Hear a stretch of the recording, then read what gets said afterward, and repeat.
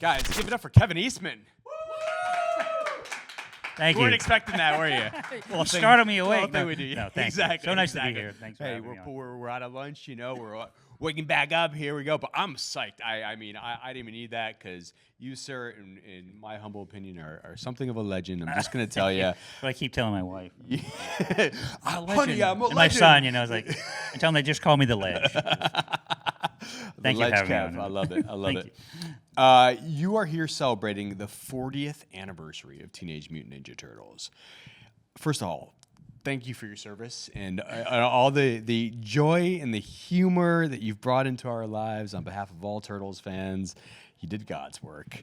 That's the best way I've ever heard. And, no, and I really and very sincerely flip it back to the fans because I do, you know, growing up as a child, that's all I ever wanted to do is write and draw, tell stories, you know, follow in the footsteps of Jack Kirby and those kind of things. And the fact that, one, I got to be able to do it, you know, and now for 40 years. And it's because the fans are willing to stand in those lines and buy those products and support the stuff that we're doing. It really is, I have the best job ever because I do have the best fans, period. So. I love that. Yeah. How would young Kevin Eastman respond if he had a time machine and he went 40 years into the future and saw that we were still celebrating this crazy, kooky coterie of mutant characters 40 years into the future? Man, it's, you know, and when I look back at that first issue, there was a reason there was 40 pages and it was complete beginning, middle, and end in that first issue because we never thought there'd be a second issue. It was just sort of, this is, you know, again, I bring up Jack Kirby a lot, and I love that he was so creative in doing so many different characters and so many different kinds of ideas and story ideas, past, present, future, whatever. And I always said, well, this is just one story I have. I now want to do something else. But luckily, lightning struck, and with Turtles issue 2, we sold enough to pay rent and eat for a month. So we said, well, let's just keep doing another issue, and maybe we get 3 issues out of it, 4 issues out of it, 5 issues out of it. But it was just, you know, the dream was already there. Following the dream, the desire, the passion, everything was there, and we just hit this one out of the park. We don't know why. You and Peter were roommates at the time, I believe. We actually, yeah, we were. That was the foundation of Mirage Studios. It was our living room. And he and his wife had rented a house, and I had finished cooking lobsters for the summer in Maine. I grew up in Maine. And he said, well, why don't you move in? We'll form a studio. We'll submit our designs and ideas and try to get work. And that's where the magical night when I was trying to make Peter laugh. And I said, yeah. Bruce Lee was an animal. What would be the stupidest animal he could be? And I did the sketch of the first turtle, and that's the spark that started the whole thing. Do you remember the moment one of you first said Teenage Mutant Ninja Turtles out loud? Mm-hmm. Yeah, it was that night. It was funny because it was all in one night because I did this again. I did this sketches section. The first drawing, Michelangelo was the first turtle drawn before we named him Michelangelo, and so I did it to make him laugh. So I put the sketch on his desk and I said, "This is going to be the next thing." And I wrote Ninja Turtle, and we this is really funny. And he did some changes to an idea. Then we said, if one, why not a group? And so I penciled 4 turtles with different weapons and had a comic book logo again, Ninja Turtles. And when he inked it in, he added Teenage Mutant to the title. And we said Teenage Mutant Ninja Turtles. It was like, there it is. There it is. And we moment that changed your lives forever. Yeah, and that was, you know, and we said we're going to keep this one. We're going to self-publish it and submit it to try to sell it somewhere. And that was 1984. Were you guys under the influence of anything at the moment? I love to say, and it's quite true, actually, we couldn't afford them back then. Yeah. We couldn't afford drugs and alcohol. Yeah. But no, we were we both still just big. being artists messing around, entertaining each other, essentially. Yeah, big kids. Yeah. Big goofballs. Yeah, that's amazing. Was it always those 4 characters, or did you have like alt turtles that ever? I mean, those are the four most famous Renaissance artists, right?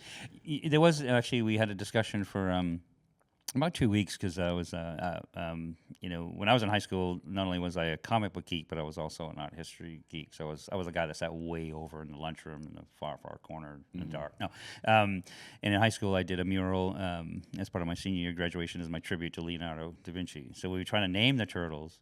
It was like, well, what if we do Leonardo and Michelangelo and Raphael? And then there was a 2-week discussion of Donatello or Bernini because I like Bernini as a sculptor. Yeah. better. But I'm glad we went with Donatello. Yeah, I but was gonna Benini's say, still like, a better sculptor. I was gonna say, who else? Like Giotto, was he? He was a big one at that time, right? Yeah. Who would be the ones left to the side? Well, yeah, I think you guys did well. It was actually one of the coolest moments as through the Turtle success was when Mad Magazine did a cover with Alfred E. Newman on the front, but on the back they had the all the drawings of the turtles that didn't make it. So they had Picasso and Matisse and Of course. yeah, How much was Howard the Duck an inspiration? a lot. Yeah, I like that. It was Michael Golden, Bob McLeod, I think Doug Monick. I think wrote it. It was definitely an influence, and to me the animal aspect goes back to being a fan of Disney and Peanuts and anything with animal characters. In particular, I was a fan of Jack Kirby did a project called Commandy, which was based on a Planet of the Apes type of universe. Last Boy on Earth, animals ruled, mutant animals ruled, and that was a big influence. So I think that was always lingering in the background of mutant animals and our curation. I always like to throw Howard some credit, I mean, just some love, because he's just one of those characters that gets all this undeserved hate because of that movie. And I've always loved Howard. Always loved Howard. I did. I'm right there with you. I did. I mean, he got a little bit of justice in the Guardians movies, right? With he got a little bit, but anytime we can give Howard the Duck some credit for anything in pop culture, I think I it's a good sense moment. they could do a future. I could see a big, Marvel Cinematic Universe Howard the Duck. I would love that. I would love that. I was interviewing James Gunn one time. I was like, I don't know what everyone was talking about. I love that movie when I was a kid. He's like, well, you were an idiot. I love the fact. I've met James Gunn a couple times, and the first time I met him, he had just finished working on a Troma project, Toxic Avenger or something, and he was just getting into the business, and he was just a big fan of all this stuff, and it's great to see what he's done. He's quite an impressive guy. Yeah. I was just on the set of Superman with him in Cleveland. He's just continues to up the game. You talked about those first two episodes. Like, what would you like? What was take us? We'll stay in history for a minute. What would you say was like the Turtles' first big break? Like, what was the moment where you guys were like, oh my God, this is really catching on. This is something. It really was in 1985 when because the way the direct market, you solicit for comic book and you get the orders in about 3 months later. And for Turtles issue 2, because again we never planned on it to be an issue 2, and the orders were 15,000 copies, and we did some quick calculations and figured we didn't have to do all those odd jobs. I worked at a restaurant, I worked at a comic store, I did night shift at a motel, which was great because I could draw while people were sleeping, and then we could quit all those other jobs and just draw comics full time. And he said, well, if it lasts for issue 2, issue 3. Great, what a great ride. And issue 3, the sales went up. But I think issue 4 came out, we were selling over 80,000 copies, and we're both going like, and it was just living the dream. And if it never got any better, that was just perfect. From there, we started doing the role-playing games, and then by 1987, we were getting a lot of calls to, hey, we think this could be a cartoon or toys, and we were like, we don't see it, but we owned it, we controlled it, and so we wanted to pursue that. And it was just the fact that we put it out there, and it's like you kind of cover your eyes and go, well, so we did it. We worked as hard as we could. We did the best job that we could, and we just hoped it would work. And that's all you can do. I mean, it was a much different time, obviously, than in the entertainment industry, in the comic book industry. It wasn't like now where we're constantly mining that industry for on-screen entertainment. Was there, as artists at that time, was there sort of like a purity or precious? Like, did you feel a little bit precious? Did you resist sort of like thrusting them into toys and cartoons and all these mediums? Was there part of you guys that were sort of cautious about that aspect? Yep. And we were very much so. And it was, I know I mentioned Kirby a lot, but it was one of the things that we knew about the history of comics, especially, during Kirby's period, it was a work-for-hire system. So most of the stuff that he created / co-created with Stan Lee, he never had full participation not only in what was to be done with those characters and not done with those characters, or profit participation or those kind of things. And so when we created the Turtles and self-published it, and we owned all the rights to it, it was very precious to us. And so when we had different agents approach us and say, hey, we think it could be this, sign an exclusive 5-year deal, and maybe we'll let you consult. And we're like, nope. We'll give you 30 days, 60 days. We will only do a deal if we have full and final say of what they look like, what the stories are. And they were like, you'll never get that. And they said, well, then we're not going to work with you. And we had a guy that actually, Mark Friedman, who believed in us, and he fought for those rights. And we wouldn't sign a deal unless we had control over what the stories were and what they looked like, and that was very precious. So, How prevalent are the turtles in your home? Like, are they just everywhere? Does your wife make you keep them all in one room? I mean, tell us what's the Cribs Kevin Eastman edition gonna look like? You know, my wife, bless her soul, she has a lot of tolerance for my collection and my things, but she is also a huge fan of a lot of pop culture things that we love. I mean, Game of Thrones, you know, Walking Dead, you know. So our house looks like, you know, a toy store and a comic store and maybe an old library blew up in the middle of the living room and scattered stuff throughout every room in the house. I love that. We enjoy that so much. We really enjoy that. So, like, you know, when I'm doing signings, sometimes she's running around the Comic Con finding other stuff to put on a shelf in our house, which we are out of space. I love it. I love it. I always wonder about that stuff. I went to Robert Englund's house one time for a shoot, and in his case, it was like his wife made him keep all of his Freddy stuff. He had a Freddy room. Like the house looked completely normal, and then he went into one room, and it was just like, boom. It was just Freddy everywhere, pinball machine, everything. Yeah, well, we love, you know, we collect. I love the turtle stuff, but it is, you know, we're just my Captain America shield, and I've got a Thor hammer that's also a toolbox. You know, just it's like I'm a big kid. Do you have a favorite Turtles era? I mean, you know, we went and you guys adapted into toys, and then we had the Saturday morning cartoons, and then we had the live action movies, and then we had other TV series, and then we had the Megan Fox era. And now, like, what is there a golden age for you of Turtles, Dumb? You know, to me, it's a good question because I do, you know, and I get asked that question a lot, and there might be certain periods that I like a little less than some of the ones that I like a little more, but I love them all. There's something really special and important in the continuation of all things Turtles.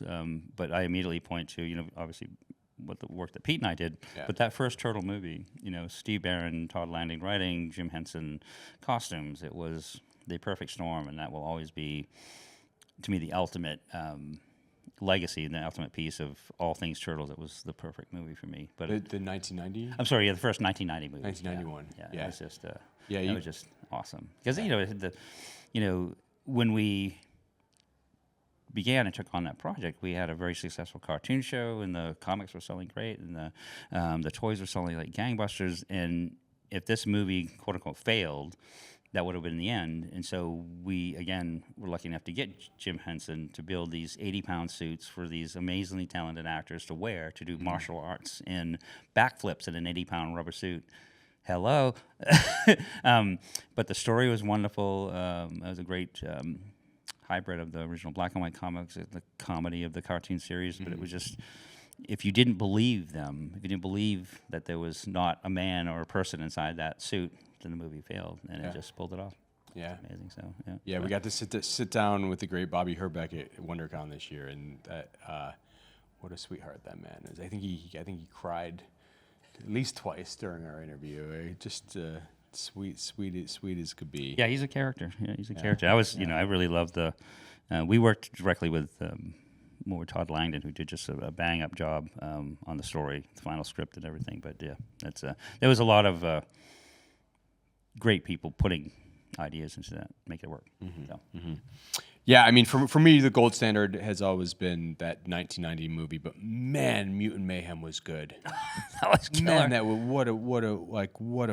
just a fresh approach, and that's like, you know, 40 years in. You know, it's to reboot the franchise in such a fresh and hilarious way. No, what's so wonderful about, especially Mutant Mayhem, or even, you know, I like the 2012 animated series that Nickelodeon did. It was creative director was Cyril Neely, who grew up in Philadelphia. His dad owned a pizza place, so as a kid he was eating pizza and reading Turtle comics. Meeting Jeff Rowe, you know, I know Seth and Evan and those guys are all genre fans and comic book fans and Turtle fans, but Jeff was the same thing, wore the Turtles Halloween costume multiple years in a row, had all the toys, had all the stuff, and when he put all of that love and passion into that story, it came out like in spades. It was just like, man, so many great ideas, so many great things, and it was just laugh out loud funny. Yeah. It was fantastic. Yeah, and now that's spawning its own world. We had Yes. the four youngsters who voiced them in here yesterday because they have Tales now coming out. They have a movie sequel and they have Tales coming out. We had Alan and Christopher here. This world just continues to thrive. It's really, fantastic. really No, I worth thought it. there were many great ideas that went into that movie. It was casting, the cast. They really like finding real teenagers to do Letting them improv. improv. It's like, yeah, that's what Jeff was saying, that they would listen to the kinds of things they were talking about in between takes, and it was like trying to figure out the language of teenagers or kids of that age to make it work. Because he said, Jeff's in early 30s, and Seth's I think not my age, but I'm much older. But trying to write kids dialogue for teenagers is pretty tricky. So they really used that improv to make that work so much. But it was just fantastic. So good, I so love every good. part of it. So. Finally, we're at Comic-Con. It's the ultimate collision of creators and fans. Over these 40 years, I imagine you've met probably 40 million, 400,000, a lot of Turtles fans. What's been sort of the most profound experience you've had in meeting a fan? What's that experience you'll never forget? It's first time. This is my 39th year coming to Comic-Con. My first year in 1985, I got to meet Jack Kirby, and just listening to, and I know I mentioned Kirby, and I will forever. I remember him talking to a group of fans, and somebody had asked, how did you create Captain America? You and Joe Simon created Captain America. So he told this great story of how he created Captain America with Joe Simon. And the next question he was asked by a fan who was so nervous, asked the same question. And he answered it again, full of love and passion. He didn't make that person feel belittled. You asked a stupid question. He told the same story again. Everybody loved it. And I said, man, if I'm lucky enough to have fans, I hope I treat them with the respect that Kirby treats his fans. And so going around to these shows, we've now done it for 40 years.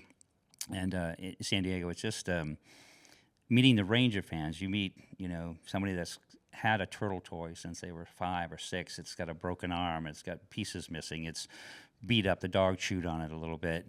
But they've kept it for 35 years. And they brought it, and they want me to sign it. And it's like, they go, sorry, this is all I have. And I go, you don't understand. I hope you understand how cool that is, that you've kept this thing. Or, somebody bring up a VHS tape or bring those things that you go, they've dug out of some archaeological dig. Yeah. that, their mom didn't throw it away. Right. So it is a chance for me to say, seriously, thanks. I've had the greatest job and the greatest life, and I've met that because of the fans. And so meeting the original fans that got us to start to the newer fans that watch Mutant Mayhem, and you see these kids come up and they're all dressed like their favorite Mutant Mayhem turtle, and it's just... Yeah. It's brilliant. It's all awesome. just humbling, to be honest. It's quite It's awesome. Cowabunga. Cowabunga indeed. Guys, once again, give it up for Kevin Eastman. Cheers. Thanks. Thank you very much.